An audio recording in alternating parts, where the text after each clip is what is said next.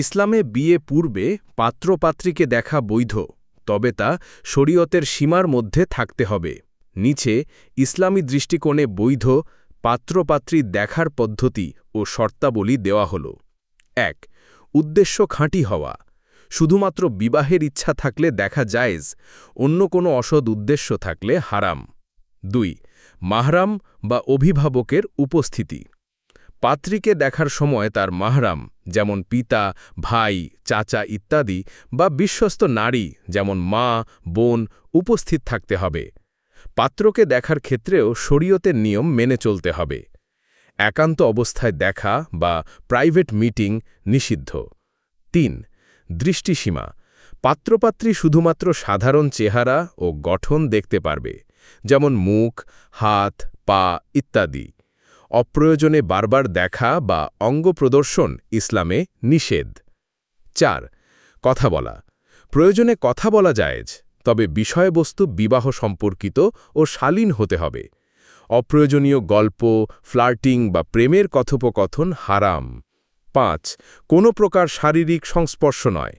Handshake, স্পর্শ বা অন্য কোনো শারীরিক যোগাযোগ সম্পূর্ণ নিষিদ্ধ। ৬. সালাত ও চরিত্র যাচাই। উভয় পক্ষের ধর্মীয় আচরণ যেমন সালাত, লজ্জাশীলতা ও চরিত্র পর্যবেক্ষণ করা উচিত। রাসূল সাল্লাল্লাহু তাআলা আলাইহি ওয়াসাল্লাম বলেছেন, যখন তোমাদের নিকট কোনো ব্যক্তি বিবাহের প্রস্তাব দেয়, যার দিন ও চরিত্র তোমাদের পছন্দ হয়, তখন তার সাথে বিবাহ সম্পন্ন করো। তিরমিজি 1088। ৭.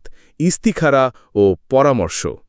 সিদ্ধান্ত নেওয়ার আগে ইস্তিখারা সালাত পড়া এবং অভিজ্ঞ ব্যক্তিদের পরামর্শ নেওয়া উত্তম। ৮. কোনো প্রকার গুনাহের পথ না খোলা। সামাজিক মাধ্যম বা ফোনে গোপনে কথা বলা, ছবি বিনিময় ইত্যাদি থেকে বিরত থাকতে হবে। মনে রাখবেন, বিয়ে পূর্ব দেখা ইসলামে অনুমোদিত, কিন্তু তা শরীয়তের গণ্ডির মধ্যে হতে হবে। অহেতুক বিলম্ব, অশালীন আচরণ বা সম্পর্কের দিকে অগ্রসর হওয়া থেকে সতর্ক থাকুন। আল্লাহ তাআলা বলেন, মুমিন পুরুষ ও নারীদের বলুন তারা যেন তাদের দৃষ্টিকে সংযত রাখে। সূরা নূর 24:30। ইসলামী পদ্ধতিতে বিবাহের প্রস্তাব ও দেখা সম্পন্ন করলে বরকত পাওয়া যায় এবং হারাম সম্পর্ক থেকে বেঁচে থাকা যায়। ওয়াল্লাহু আলাম। আল্লাহই সবচেয়ে ভালো জানেন।